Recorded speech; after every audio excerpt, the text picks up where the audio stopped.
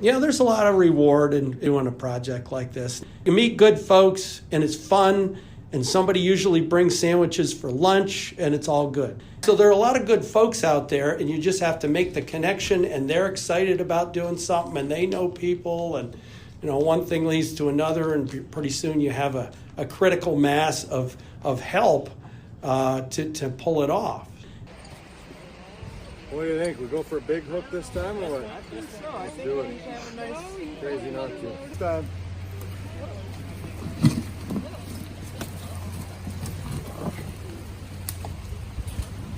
Prior to the cleanup day, of course, we have to have a roll-off supplied by a local dump operator, in this case, Northern Tier Solid Waste.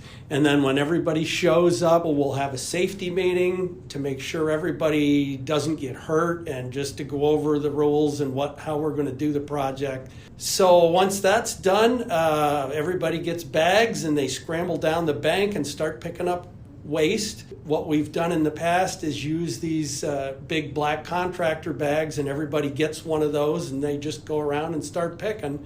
And we've used these super sacks, which are woven polyethylene fabric that is a very tough material with handles woven onto the bag, so the contractor bags can be dumped into those super sacks, and then with those loops they can be dragged up the slippery slope with a machine, and it's real easy and it works really well. It's just building a web of interested people in the community. Get involved with like-minded individuals, your conservation district, any people that are in a watershed association, maybe even your township supervisors.